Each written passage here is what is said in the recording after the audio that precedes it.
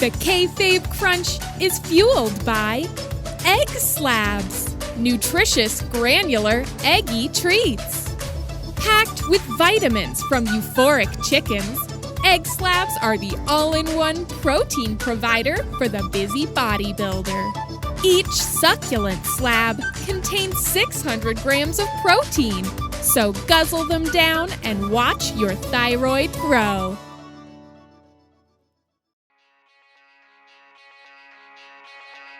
The Kayfabe Crunch. I spit in the face of people who don't want the news. Good news! This is your Kayfabe Crunch for Saturday, August 29th, 2020. I'm Harry Hellsgate. Coming up on today's edition, we have all the latest from SmackDown. Plus, we take a look at the headlines from around the wrestling world in anticipation of Payback. But first,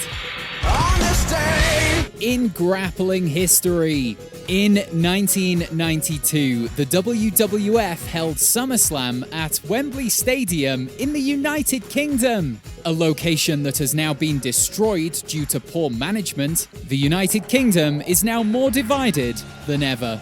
Over 80,000 absolute mad lads gathered to witness the British Bulldog win the Intercontinental Championship from Bret Hart, who, as a Canadian, was practically French in the eyes of the English fans, and, wow. Yeah, as a British native, let me tell you, that's bad. Non. Thank you so much for joining us, despite the constant scheduling changes. Sometimes our episode releases at 9 a.m., sometimes it's 11 a.m. It's very confusing. We think it has something to do with the scheduling of a basketball news podcast. But we're glad you found us all the same. And now let's get on with the SuperSignature news. Top story: the continuing adventures of Mailman Pierce. SmackDown began with Adam Pearce, and if you don't know who he is, read a book. Sorry, that's not very news-like. He's a former NWA champion who now works as a producer. It's quite simple. I don't know why Yeah. Vince McMahon then gave Pearce a mission: to collect the signatures of Bray Wyatt, Braun Strowman, and Roman Reigns. Which should have been easy, as long as he didn't try and collect them in an airport at 3 a.m. First, Pierce went to the Funhouse because it's smart to begin with the demon who lives on the Chaos Plane.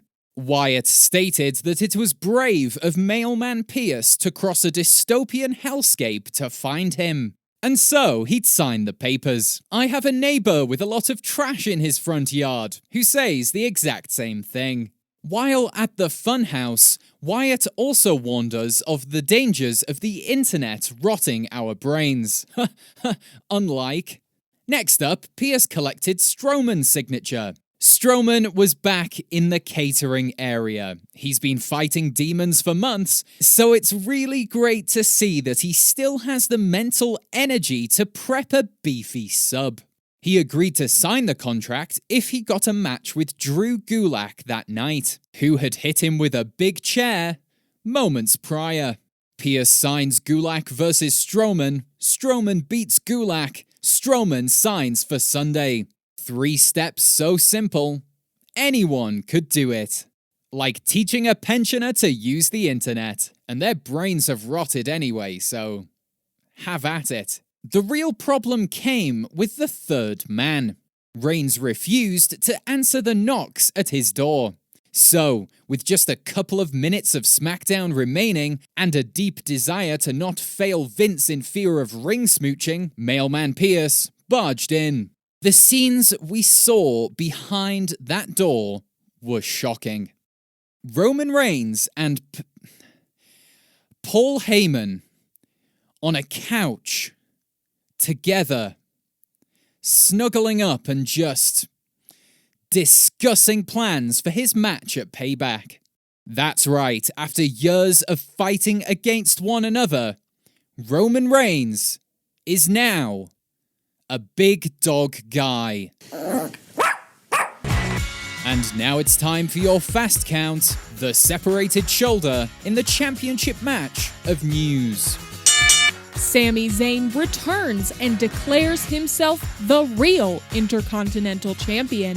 We at the Kayfabe Crunch recognize his legitimacy as champion and call for the removal of the Intercontinental Embassy from the Hardy compound.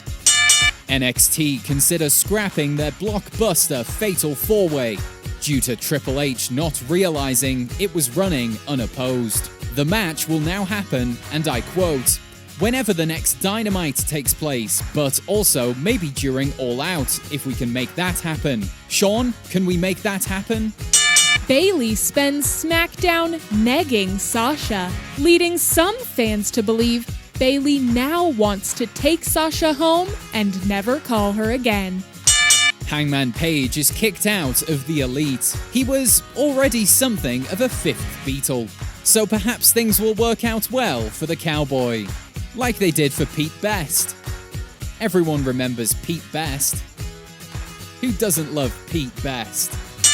The scenes in the WWE Thunderdome are starting to feel like an Orwellian nightmare, where you don't know if the subjugated are the wrestlers or the lifeless faces in the digital rectangles.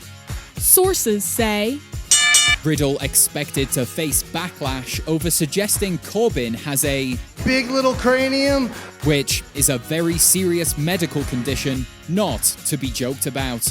My uncle has big little cranium, and I can assure you, Riddle, he lives a very full life. Alexa Bliss starts to wear her hair like The Fiend. Cross questioned this and Bliss smashed a mug, which is totally not Fiend-like behavior. You showed her, Bliss. The Lucha House Party are still fighting. A piñata and an early night should do the trick. For any new fans, they used to come out with a piñata. It's not racist. And that's your fast count. You've been counted out. Fall and pray, or consult a physio. As a fair and balanced news organization, we feel it's important to look at the headlines from across the broad scope of wrestling news media. Though, of course, if you are Ringside News, we'll never, ever, and I stress this, ever, cover your stories, due to you having no legitimacy as a news outlet. Unlike us. Also, just before I get to the headlines, Ringside News, learn the difference between punching up and punching down. Just as an example, I can call you guys a useless sack of weevils whose dads I've had, because you have a lot of power and influence in the wrestling community, and I don't. What I can't do is make a joke about someone who has been attacked in their own home, which is an ongoing legal matter which you're not qualified to cover, and a source of trauma. It's a personal and private matter, and therefore none of my business. Unlike your dad's. You see the difference? Okay, first up we have our old friend Dave Smelter from the Grappling Ogler, who, for all of his faults, is the closest thing we have to a real journalist in this sport. That's Dave Smelter of the Grappling Ogler. Dave has scathing reviews of some recent Western women's matches, but high praise for matches in the Japanese strong style. Now, I've seen some backstage reports at the Ogler, and they suggest that Io Shirai's NXT reign is sending Dave into a state of confusion. He just can't decide if it's good or bad, and he genuinely doesn't know what to do. Oh, Dave. Perhaps a cup of tea, a lie down, and some basic sensitivity training. Sect addicts have a half-hearted preview of Payback in their first 12 pages. It's interesting. The language of the writing here is as though they haven't been watching wrestling in quite some time. There are quite a few complaints about Charlotte being all over our TV screens. One of their subheadings states, "Should Cena still be WWE champion?" And also here it says, "Two Undertakers? That's ridiculous." That sort of thing. Look, it's not their fault they're unable to enjoy the sport due to being caught up in a cycle of digital media production. It's not their fault. I can't relate to that. I have no idea what that's like. And finally, Ryan Duvet of Pro Wrestling Duvet has some pretty choice theories about who he thinks is behind the group known as Retribution. Ryan states, and I'm quoting verbatim here, "I know the people behind Retribution. I know all 17 of them, and all of them came to my birthday party. They brought cake, they brought ice cream, and they all got me the most popular present this year, and now I have 17 of them, and I'm the coolest guy at my office. I know all of Retribution by name, but I won't tell you any of them. These are my secrets. I'm the best at keeping secrets. Nothing slips through these peppery lips. I'm Harry Potter in the Chamber of Secrets. Meet me in Azkaban and fight me. I'm a badass Dumbledore I'm the only journalist this business needs. No one can touch my secret garden." Okay. And there's just time to rank the Payback events in order from worst to best. 2017, 2013, 2015, 2016, and 2014. That's what all the other wrestling news podcasts like doing. I don't know why it's helpful, but there you go. Where will 2020 rank?